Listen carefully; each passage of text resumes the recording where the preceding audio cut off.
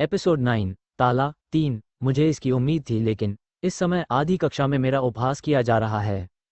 जब मैं केकई शैली के पहले मूवमेंट का अभ्यास कर रहा था तो मैंने देखा कि मेरे कुछ सहपाठी खुलेआम मेरी ओर उंगली उठाकर मेरा मजाक उड़ा रहे थे। हेलो, मुझे कोई आपत्ति नहीं है कि तुम मेरे बारे में बुरा भला कहो, लेकिन कम से कम मेरी पीठ पीछे तो ऐसा करो कि मैं तुम्हें न तो सुन सकूं और न ही देख सकूं। जब मैंने उपहासपूर्ण निगाहों को अनदेखा करते हुए अपना ध्यान केंद्रित करने की पूरी कोशिश की तो मैंने देखा कि डोना के बगल में गहरे सुनहरे बालों वाला एक लंबा आदमी खड़ा था। तुरंत ही मेरी पीठ पर ठंडा पसीना आ गया। गिलबर्ट वॉन डेक्स्टेरोई, नायक का सामना करने वाले पहले प्रतिद्वंद्वियों में से एक। उनके पिता थंडरगॉड मैक्सिमस वॉन डेक्स्टेरोई मानव डोमेन में एकमात्र एसएस रैंक योद्धाओं में से एक थे और वर्तमान में हीरो रैंकिंग में तीसरे स्थान पर थे। इसके अलावा वो संघ के 7 प्रमुखों में से एक भी थे। ऐसी पृष्ठभूमि के साथ गिलबर्ट मूलतः जो चाहे कर सकता था। यह पहले ही दर्शाया जा चुका है कि कैसे उन्होंने 22 वर्ष की छोटी सी उम्र में अकादमी में सहायक शिक्षक बनने में सफलता प्राप्त की। गिलबर्ट के बारे में जो बात सबसे अलग थी वो उसके पिता की पृष्ठभूमि नहीं थी। नहीं, हालांकि उसकी पृष्ठभूमि वाकई भयानक थी, लेकिन लोग उससे बातचीत करते समय इस पर ध्यान नहीं देते थे। उसके बारे में जो बात सबसे अलग थी वह ये थी कि वह एक वंश परंपरावादी था। उनका मानना कि केवल विशेष वंश वाले लोगों को ही शिखर पर खड़े होने की अनुमति थी। उसके लिए केविन एक आंखों में खटकने वाली चीज थी। केविन के माता पिता सामान्य लोग थे जिनकी प्रतिभा अधिकतम डी रैंक की थी। एक बार जब वे एक राक्षस द्वारा मारे गए तो उन्हें एक अनाथालय में भेज दिया गया जहां वे 5 साल तक रहे। इसके बाद वह गायब हो गया और एक ऐसे प्रतिभाशाली व्यक्ति के रूप में पुनः प्रकट हुआ जिसकी प्रतिभा को देखकर कोई भी संघ आश्चर्यचकित हो जाता था। वो केविन को, जिसका खून का रिश्ता गंदा था, कैसे सुर्खियों में आने दे सकता था? उनका दृढ़ विश्वास था कि केवल वे ही लोग शिखर तक पहुंच पाते हैं जिन्हें मजबूत वंश विरासत में मिलता है। वो दुनिया को एक अभिजात वर्ग की तरह देखता था। उनका दृढ़ विश्वास था कि इस दुनिया में आम लोगों के लिए कोई स्थान नहीं है तथा केवल कुलीन लोग ही दुनिया पर शासन कर सकते हैं। इसलिए जैसे ही उन्होंने केविन के बारे में सुना, उनकी पहली प्रतिक्रिया अकादमी के भीतर छिपे ऐसे कैंसर को हटाने की थी। दरअसल गिलबर्ट अतीत में ऐसा नहीं था, लेकिन जब भी गिलबर्ट केविन को देखता तो उसके मन में छिपी हुई गहरी भावनाएं, जिन्हें वह भूलने की कोशिश करता था, फिर से उभर आती और वह केविन से पूरी तरह घृणा करने लगता। वास्तविकता में उसकी घृणा अतीत में उसके साथ घटित एक आघात से उपजी थी। जब वह पहली बार लॉक में आया था तो वह आत्मविश्वासी, दयालु और शिष्ट था। हालांकि एक दिन एक स्थानांतरित छात्र कक्षा में आया। गिलबर्ट के विपरीत, जो थंडरगॉड मैक्सिमस का पुत्र था, वह एक सामान्य छात्र था जिसकी कोई उल्लेखनीय पृष्ठभूमि नहीं थी। पहले तो गिलबर्ट ने उसके बारे में ज्यादा नहीं सोचा, लेकिन धीरे धीरे वह स्थानांतरित छात्र रैंक में ऊपर चढ़ता गया। चौंक कर गिलबर्ट ने स्थानांतरित छात्र पर अधिक से अधिक ध्यान देना शुरू कर दिया। उसकी आश्चर्यजनक वृद्धि देखकर वह बहुत उत्साहित हुआ। आखिरकार कोई तो है जो मुझसे प्रतिस्पर्धा करने के योग्य है, उसने सोचा, क्योंकि उसने पहले से अधिक प्रशिक्षण और अध्ययन किया है। धीरे धीरे दोनों लगभग हर विषय में प्रतिस्पर्धा करने लगे और धीरे धीरे उनके बीच मित्रता पनपने लगी। पहले तो गिलबर्ट हमेशा शीर्ष पर आता था, लेकिन जैसे जैसे समय बीतता गया अंतर धीरे धीरे कम होता गया और अंततः स्थानांतरित छात्र ने सभी प्रतियोगिताएं जीतना शुरू कर दिया। अपनी प्रगति से आश्चर्यचकित होकर गिलबर्ट ने और भी कठिन अध्ययन और प्रशिक्षण किया, लेकिन परिणाम वही थे। यह अंतर बढ़ता ही गया और उसके मन में हीनता का बीज बोने लगा। पब फ्यूचर द्वारा विज्ञापन, मैं वज्र देवता का पुत्र, उससे कैसे हार सकता हूं जिसके पास जन्म से ही कुछ नहीं था? हर दिन वह खुद से यही सवाल पूछता था, क्योंकि वह उनके बीच की खाई को पाटने की पूरी कोशिश करता था। पहले तो वह उससे अधिक अंक प्राप्त करने की इच्छा रखता था, लेकिन बाद में वह उसके अंकों से बहुत अधिक दूर न रहने की इच्छा रखने लगा। गिलबर्ट की स्वयं से अपेक्षाएं धीरे धीरे कम होती गईं। वह अपनी भावनाओं को अपने अंदर ही छिपाए रहा तथा स्थानांतरित छात्र के साथ उसकी दोस्ती जारी रही। फिर एक दिन भ्रमण के दौरान एक उच्च पदस्थ राक्षस ने हमला कर दिया। सभी लोग अपनी जान बचाने के लिए भागे, गिलबर्ट भी इसमें शामिल था। इस अफरा तफरी के दौरान किसी ने पीछे रह गए एक व्यक्ति पर ध्यान नहीं दिया। स्थानांतरित छात्र, बिना कुछ सोचे समझे, उसने राक्षस से लड़ने का निर्णय लिया ताकि अपने सहपाठियों को भागने के लिए जितना संभव हो सके उतना समय मिल सके। जैसे ही गिलबर्ट भागा, उसने अपने मित्र की अनुपस्थिति पर ध्यान दिया। जब वह पलटा तो उसने देखा कि उसका मित्र राक्षस से बचने के लिए बेताब था। बिना कुछ सोचे समझे उसने मदद करने की कोशिश की, लेकिन एक शिक्षक ने उसे रोक लिया और उसे अपने सबसे अच्छे दोस्त और प्रतिद्वंद्वी को छोड़ने के लिए मजबूर कर दिया।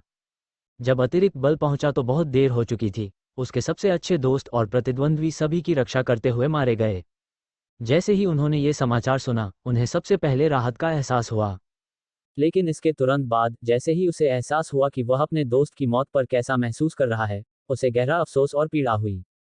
वह कैसे राहत महसूस कर सकता था जब उसका सबसे अच्छा दोस्त उसे और कक्षा के सभी लोगों को बचाते हुए मर गया।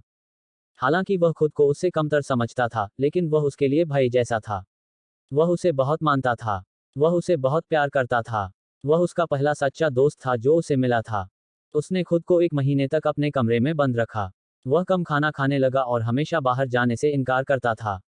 स्थिति इतनी खराब हो गई कि उसके पिता को मजबूर होकर अपने बेटे के पास वापस लौटना पड़ा।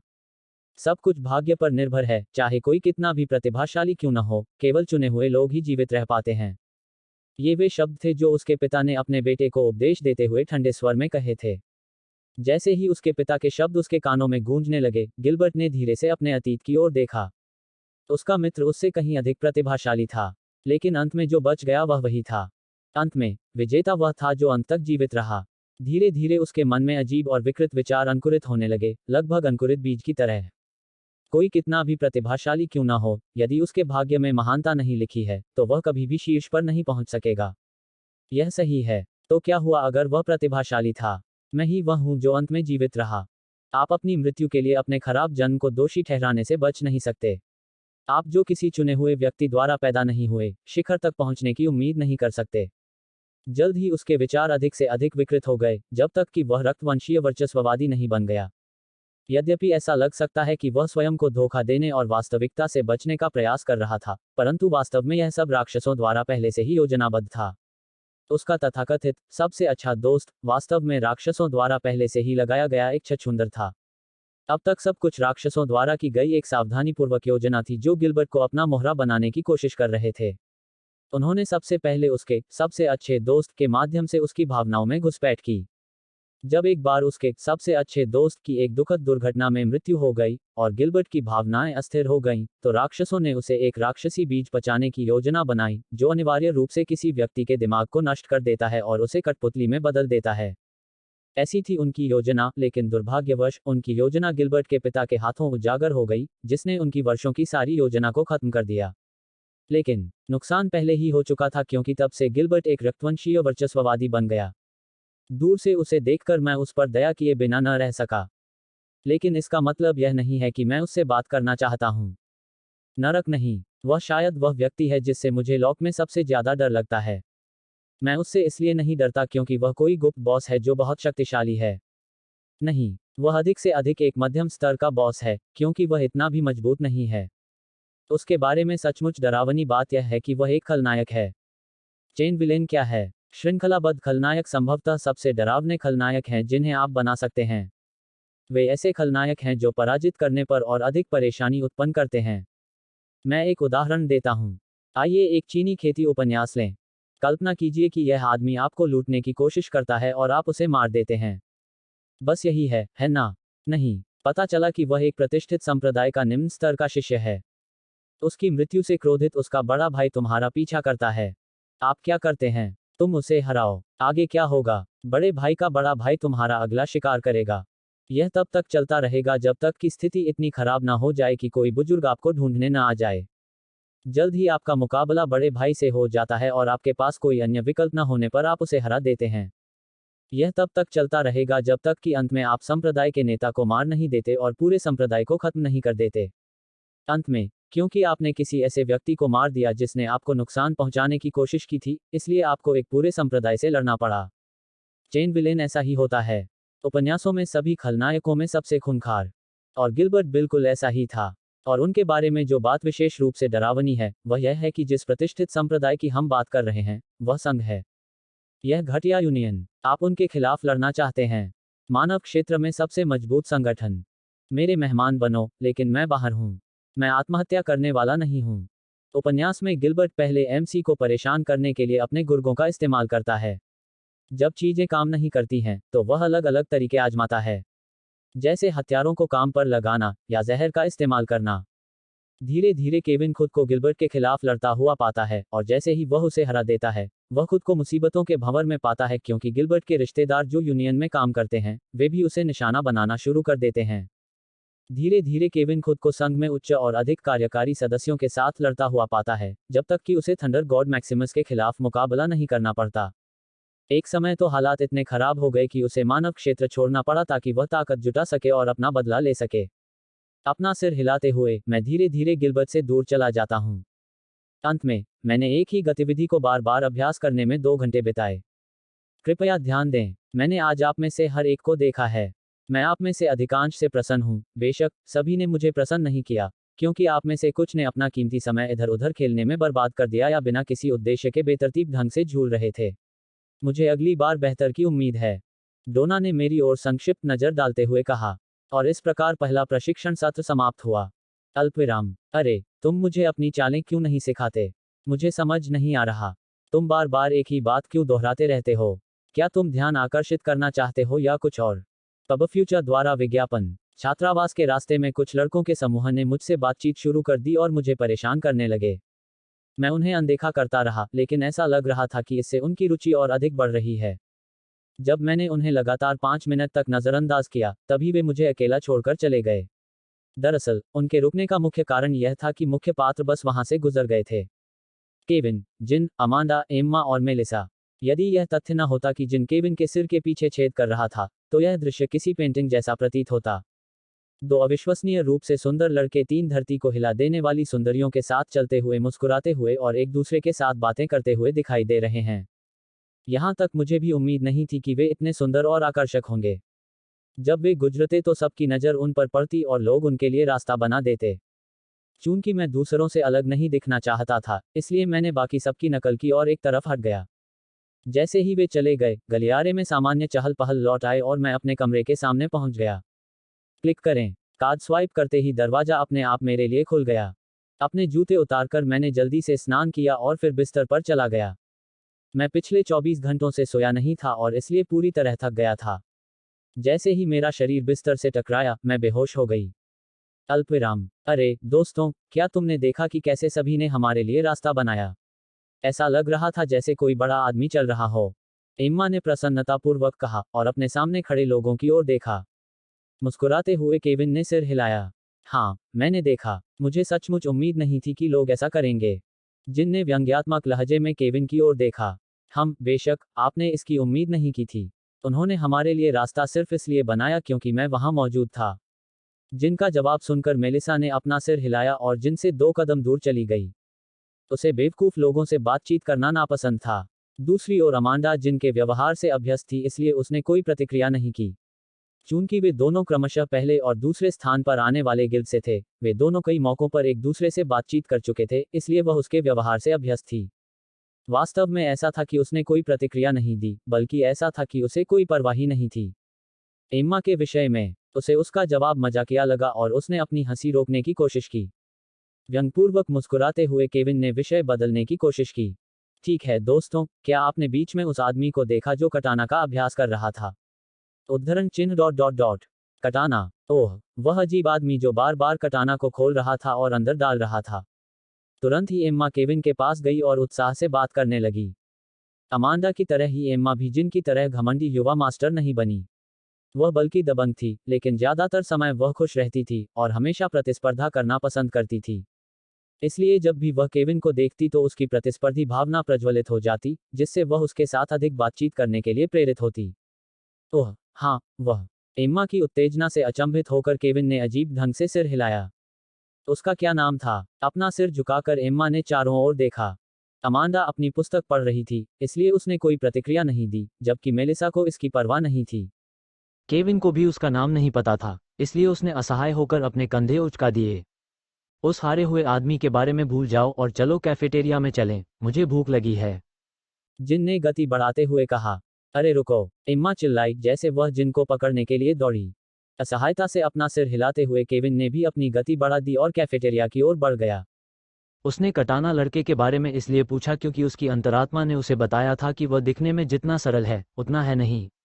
भूल जाओ, मैं शायद कल्पना कर रहा हूँ।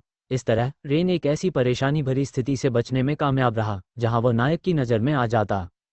एपिसोड अध्याय 10। पुस्तक 1 डिंग डोंग आ रहा। जल्दी से अपनी पैंट पहनकर मैं दरवाजे की ओर बढ़ा। दरवाजा खोलते ही एक नीली जैकेट पहने व्यक्ति ने एक बड़ा पैकेट पकड़ा। Rank 1750, range over, package delivery. बड़ा पैकेज सौंपते हुए उस आदमी ने अपना टैबलेट आगे बढ़ाया और मैंने तुरंत उस पर हस्ताक्षर कर दिए। क्लैक। दरवाज़ा बंद करते हुए मैंने उत्सुकता से बॉक्स पर से टेप हटा दिया। पहली चीज़ जो मैंने देखी वो एक सफ़ेद अक्षर था जो अन्य वस्तुओं के ऊपर बड़े करीने से रखा हुआ था। पत्र खोलकर मैंने जल्दी से उसकी विषय वस्तु पर नजर डाली। इक्वल्स। हाय रेन, स्कूल कैसा चल रहा है? क्या तुमने अभी तक कोई दोस्त बनाया है? तुम घर कब वापस आ रहे हो? हमसे अक्सर मिलने आया करो, तुम्हारी छोटी बहन तुम्हारा इंतज़ार कर रही है। वैसे मैंने कुछ चीज़ें भेजी हैं जिनकी आपको ज़रूरत पड़ सकती है। चूमो अपनी एकमात्र खूबसूरत माँ को। PS, डैडी को भी तुम्हारी याद आती है, इसलिए खूब मेहनत करो। दिल इमोजी। इक्वल्स। हाँ, वास्तव में मेरा पुनर्जन्म अति सुरक्षात्मक माता पिता के यहाँ हुआ। जब मैं क्लेटन रिज में था तो कभी कभी मुझे उनसे संदेश मिलते थे और जब भी मैं जवाब देता था तो जवाब हमेशा कुछ ही सेकंड में आ जाता था। अधिकांश समय वे मुझे अजीब अजीब बातें लिखते रहते थे या इस बारे में चिढ़ाते रहते थे कि मुझे और अधिक प्रशिक्षण लेना चाहिए ताकि मैं एक दिन गिल्ड पर कब्जा कर सकूं। हालांकि मैं यह नहीं कह सकता कि मुझे इस भावना से नफरत थी। मेरे पिछले जन्म में जब मेरा परिवार मुझे छोड़कर चला गया था तब मैं बहुत पहले ही पारिवारिक गर्मजोशी खो चुका था। अब जब वो मुझे वापस मिल गई है तो मैं उससे अलग नहीं होना चाहता। बक्सा खोलकर मैंने जल्दी से चीजों को दो ढेरों में अलग कर दिया। बेकार और उपयोगी। हालांकि मैं अपने परिवार को केवल एक सप्ताह से जानता हूं, लेकिन अब तक जो कुछ मैंने देखा है उससे मैं कह सकता हूं कि उन्होंने निश्चित रूप से कबाड़ भेजा है। और मैं बिल्कुल सही था। सबसे पहले मैंने एक बड़ी शर्ट निकाली जिस पर लिखा था मामाज लाडला। नरक की तरह मैं इसे पहन रहा हूं। शर्ट को बेकार के ढेर में फेंकते हुए मैंने जल्दी से बाकी सामग्री की जांच की।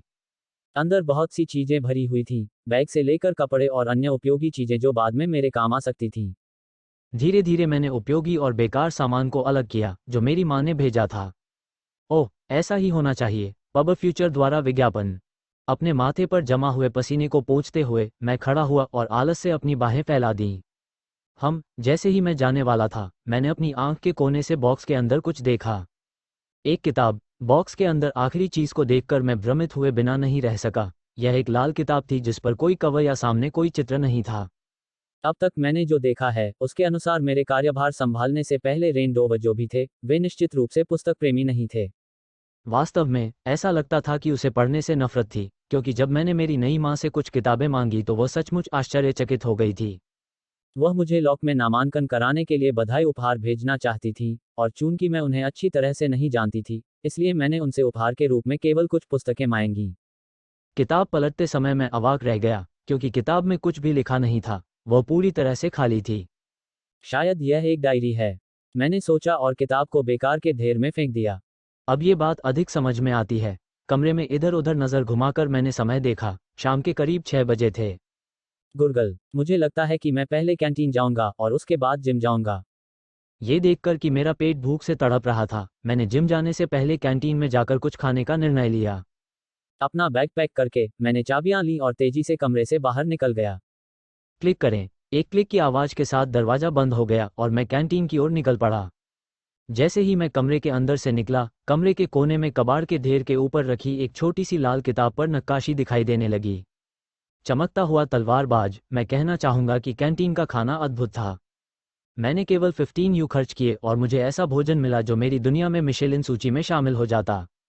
यह इतना अच्छा था। थोड़ा और समय बिताने के बाद मैं तेजी से प्रशिक्षण मैदान की ओर चल पड़ा। जैसे ही मैं प्रशिक्षण मैदान पर पहुंचा, मैं एक बार फिर से सुविधा से प्रभावित हुए बिना नहीं रह सका। हालांकि मैं आज पहले भी यहां आ चुका था, लेकिन मैं बहुत थका हुआ था, इसलिए मैंने सुविधा को ठीक से नहीं देखा। आखिर उन्होंने इस पर कितना खर्च किया? मैं ये भी नहीं समझ पाया कि इस सुविधा को बनाने में कितना पैसा खर्च किया गया होगा। ऐसा माहौल बनाने के लिए ज़रूरी धनराशि 2 अरब अमेरिकी डॉलर से भी ज़्यादा होगी। गुरुत्वाकर्षण कक्ष की लागत ही लगभग 50 मिलियन यूएस डॉलर है और यहाँ पर ऐसे 5 कक्ष हैं। पीछे मुड़कर देखने पर यह समझ में आता है कि उन्होंने इस सुविधा में इतना निवेश क्यों किया। हालांकि वे किशोर थे, लेकिन वे सभी भविष्य के स्तंभ थे जो मानवता को दानवों के आक्रमण से बचाने में मदद करेंगे। मानवता उनमें निवेश क्यों नहीं करेगी? यदि वे अपनी प्रगति की गति को अधिकतम करना चाहते थे तो ऐसी सुविधा की आवश्यकता थी। लगभग शाम के 7 बजे थे और परिसर लगभग खाली था, लेकिन सिर्फ इसलिए कि वह सुविधा खाली थी, इसका मतलब यह नहीं था कि यह हमेशा ऐसी ही रहेगी। भविष्य में प्रशिक्षण सुविधा का उपयोग करने वाले बहुत से लोग होंगे। ऐसा सिर्फ इसलिए हुआ क्योंकि आज पहला दिन था और सुविधा में बमुश्किल ही कोई मौजूद था।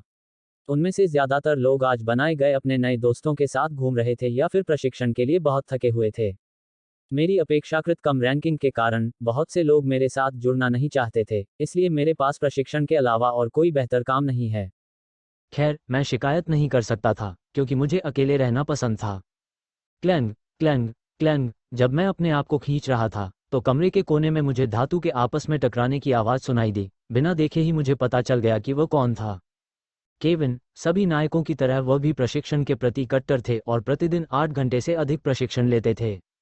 उनके काम करने के तरीके को देखकर मैं अवाक रह गया। मैं कैसे उनसे आगे निकल पाऊंगा जब वह हर दिन लगातार प्रशिक्षण ले रहे हैं। एक गहरी सांस छोड़ते हुए मैंने अपना कटाना निकाला और अभ्यास करना शुरू कर दिया। Swish swish. गलियारे में चलते हुए डोना ने अपने टैबलेट पर समय देखा। वो अभी अभी एक मीटिंग से लौटी थी और काफ़ी थकी हुई थी। उस मीटिंग के बारे में सोचते हुए जिसमें वह अभी अभी शामिल हुई थी, डोना खुद को उन बूढ़े लोगों को कोसने से नहीं रोक पाई जो लगातार उन बेकार मीटिंग में उसका समय बर्बाद कर रहे थे। बैठक का अधिकांश समय बजट आवंटन तथा किस विषय का बजट बढ़ाया जाए तथा किसका कम किया जाए, इस पर चर्चा में बर्बाद हुआ। 1 घंटे तक व्यर्थ की बहस के बाद डोना इसे और सहन नहीं कर सकी और उसने माफी मांग ली। चलते समय उसकी नज़र खिड़की पर पड़ी जो सीधे प्रशिक्षण मैदान के सामने थी। पहली चीज जिसने उसकी नज़र को आकर्षित किया वह एक सुंदर लड़के की आकृति थी जो प्रशिक्षण गुड़ियों में से एक के साथ शानदार ढंग से युद्ध कर रहा था। ये सचमुच एक मंत्रमुग्ध कर देने वाला दृश्य था, यहाँ तक कि डोना भी कुछ सेकंड के लिए उस दृश्य में खो गई, फिर अचानक वहां से निकल गई। बहुत दिलचस्प। वह इसका कारण तो नहीं बता सकी, लेकिन जब भी वो उस लड़के को तलवारबाजी करते देखती तो कभी कभी मंत्रमुग्ध हो जाती। जब से उसने पहली बार उसे देखा था तब से वह उस पर ध्यान देने लगी थी। उसे एक नज़र में ही पता चल गया था कि वह भविष्य में बहुत बड़ा नाम कमाने वाला है। प्रशिक्षण केंद्र की ओर जाने वाले कार्ड को स्वाइप करके वो अंदर चली गई। प्रशिक्षण केंद्र में प्रवेश करने के बाद ही उसने देखा कि एक अन्य छात्र अपने स्विंग का अभ्यास कर रहा था। पहले तो वह बहुत खुश हुई। एक शिक्षक के रूप में किसे यह पसंद नहीं आता कि उसका छात्र कड़ी मेहनत करे। लेकिन जब उसने उसकी अजीब हरकतें देखी तो उसे उस लड़के की याद आ गई जिसे उसने आज प्रशिक्षण सत्र में देखा था। वो अभी भी यह बकवास करके समय बर्बाद कर रहा है। अपना सिर हिलाते हुए वह केविन के पास पहुंची। मुझे कहना होगा, जब भी मैं आपकी तलवारबाजी देखता हूं तो मंत्रमुग्ध हुए बिना नहीं रह सकता। चौंक कर केविन ने जो कुछ भी कर रहा था उसे रोक दिया और उस आकर्षक आकृति की ओर देखने लगा जो शान से उसकी ओर चली आ रही थी। मिस डोना, आप यहाँ क्यों हैं? मैं यहाँ क्यों नहीं आ सकता? अपना सिर बगल की ओर झुकाकर उसने चिढ़ाते हुए केविन की ओर देखा जो पूरे शरीर पर पसीना बहा रहा था। आप जानते हैं, यह अच्छी बात है कि आप गुड़ियों के खिलाफ अभ्यास कर रहे हैं, लेकिन आपको अभी इसे रोक देना चाहिए। क्षमा मांगना। डोना को असमंजस में देखते हुए केविन ने अपनी तलवार नीचे कर ली। मैंने जो देखा उसके अनुसार आपका शरीर आपके मस्तिष्क के साथ तालमेल नहीं रख सकता। अपना टैबलेट निकालकर उसने जल्दी से ऊपर स्वाइप किया और डमी की होलोग्राफिक छवि उसके सामने प्रकट हो गई। जब तुम अभ्यास कर रहे थे तो मैंने देखा कि तुम्हारी आंखें जहां देख रही थीं, उसे समझने में तुम्हारे शरीर को कठिनाई हो रही थी। इसे देखो। अपने टैबलेट का उपयोग करते हुए उसने अपने सामने रखे अभ्यास डमी पर तुरंत टैप किया। तुरंत ही होलोग्राफिक छवि पर कई लाल धब्बे दिखाई दिए जिनके ऊपर संख्याएं दिखाई देने लगीं। ये डमी न केवल बेहद टिकाऊ हैं, बल्कि इनमें अत्याधुनिक तकनीक भी लगी हुई है। ये आपके द्वारा लगाई गई ताकत की मात्रा, आपके वार की गति और उनकी सटीकता को माप सकते हैं। यह वाकई इंजीनियरिंग का एक अद्भुत नमूना है। लाल बिंदुओं के ऊपर की संख्याओं की ओर सीधे इशारा करते हुए डोना ने केविन की ओर देखा। पब फ्यूचर द्वारा विज्ञापन, क्या आपने ये देखा? ये संख्या बताती है कि आपके वार कितने सटीक हैं। अभी आपकी अधिकतम संख्या 85% है। हालांकि आप जिस 15% से चूक गए हैं वह 1 मिलीमीटर जितना छोटा हो सकता है, लेकिन ये तय कर सकता है कि आप अपने दुश्मन को मारेंगे या नहीं। दाईं ओर स्वाइप करने पर केविन के सामने एक छोटी विस्तृत तालिका दिखाई दी। उसके सामने कई संख्याएं प्रदर्शित की गईं, जिनसे पता चलता था कि उसने डमी पर हमला करते समय कितनी शक्ति का इस्तेमाल किया और हर बार वह कितना सुसंगत था। अत्याधुनिक आई ट्रैकिंग सॉफ्टवेयर का उपयोग करके हम सीधे भविष्यवाणी कर सकते हैं कि आप कहां हिट करेंगे। यह न केवल आपकी दृष्टि की रेखा को ध्यान में रखता है, बल्कि यह आपकी शारीरिक भाषा को भी पढ़ता है, जैसे कि आपका शरीर किस दिशा में है, आप किस कोण पर स्विंग कर रहे हैं और कई अन्य महत्वपूर्ण कारक जो सटीक रूप से यह निर्धारित कर सकते हैं कि आप कहां हिट करेंगे। वर्तमान में प्रदर्शित संख्याएं उन सभी कारकों को ध्यान में रखते हुए आपके हिट की सटीकता के स्तर को मापती हैं जो पहले उल्लेख किए गए हैं। कुछ देर तक मेज को घूरते हुए केविन ने एक लंबी सांस छोड़ी और डोना की ओर देखा। तो फिर मुझे क्या करना चाहिए? आपको क्या करना चाहिए? ये वास्तव में कोई कठिन समस्या नहीं है। प्रशिक्षण केंद्र के दूसरी ओर स्थित ग्रेविटी रूम की ओर इशारा करते हुए उन्होंने कहा, मैं आपको सलाह देता हूं कि आप अपने शरीर को गुरुत्वाकर्षण कक्ष के अंदर रखें ताकि आपका शरीर आपके मस्तिष्क के साथ तालमेल रख सके। समझा? अपने शरीर पर जमा हुए पसीने को पोंछते हुए उसने डोना को उसकी सलाह के लिए धन्यवाद दिया और तेजी से गुरुत्वाकर्षण कक्ष की ओर चल दिया। केविन का दृढ़ निश्चय देखकर डोना संतुष्ट मुस्कान के बिना नहीं रह सकी। अब समस्या बच्चे की बारी है। अपना सिर घुमाते ही उसकी नज़र तुरंत उस लड़के पर पड़ी जो बिना सोचे समझे अपने कटाना को खोल रहा था। अरु तुम, ये देखकर कि वह बिना सोचे समझे वही काम कर रहा था, डोना इसे और सहन नहीं कर सकी और उसकी ओर बढ़ी। अपना सिर बगल की ओर झुकाकर युवा लड़के ने उस दिशा में देखा जिधर से आवाज़ आ रही थी। तुरंत ही उसका पूरा शरीर जम गया और उसके माथे पर पसीने की बूंदें उभर आईं। उसे देखकर डोना को यह दृश्य सचमुच हास्यास्पद लगा। लड़के को ऊपर से नीचे तक देखते हुए डोना ने अपने सामने खड़े लड़के को ध्यान से देखा। गहरे काले बाल, क्रिस्टल नीली आंखें और सुस्पष्ट चेहरे की विशेषताएं। उसका शरीर दुबला पतला था, लेकिन वह निश्चित रूप से बदसूरत नहीं था। खैर, जैसे ही उसने उसे देखा, वह जिन और केविन को याद करने से खुद को रोक नहीं सकी, जिससे उसके चेहरे पर कड़वी मुस्कान आ गई। इसमें कोई तुलना ही नहीं थी। मुझे बताओ तुम क्या कर रहे हो? मिस डोना, मैं अभ्यास कर रहा हूँ। आप इसे अभ्यास कहते हैं? आ भरते हुए उसने लड़के की ओर देखा और झुंझलाहट भरे स्वर में कहा, देखो, इस तरह बिना सोचे समझे तलवार को म्यान में रखना और निकालना बहुत ही मूर्खतापूर्ण है। ऐसा करके तुम क्या हासिल करने की उम्मीद कर सकते हो? शर्म से अपना सिर खुजलाते हुए लड़के की आंखें दूसरी ओर चली गईं और वह मुश्किल से सुनाई देने वाली आवाज में बोलने लगा, देखिए, जब भी मैं अपना कटाना बाहर निकालने की कोशिश करता हूं तो वह हमेशा मेरे म्यान में फंस जाता है, और ऐसा अक्सर होता है।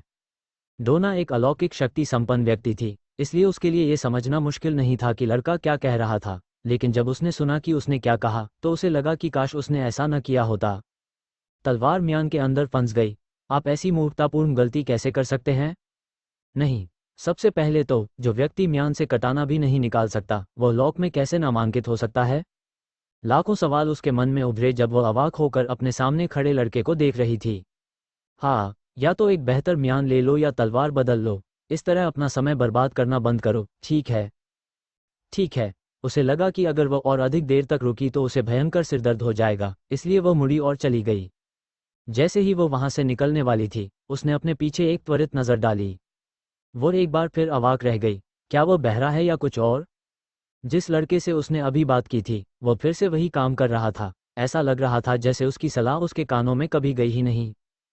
ठीक है, अगर आप इसी तरह खेलना चाहते हैं तो मुझे कोई आपत्ति नहीं है। ऐसा नहीं है कि उसे व्यक्तिगत रूप से देखरेख करना उसका कर्तव्य था। वह पहले से ही 16 साल का था, उसका जीवन उसकी जिम्मेदारी थी। उसने उसे सलाह देने के लिए पहले ही काम से छुट्टी ले ली थी, लेकिन उसने इसे अनदेखा करने का फैसला किया। उसका काम छात्रों का मार्गदर्शन करना था, और अगर वे छात्र उसके मार्गदर्शन को अनदेखा करते तो यह उन पर निर्भर करता, न कि उस पर। जाते समय उसने सीधे रेन को अपनी काली सूची में डाल दिया।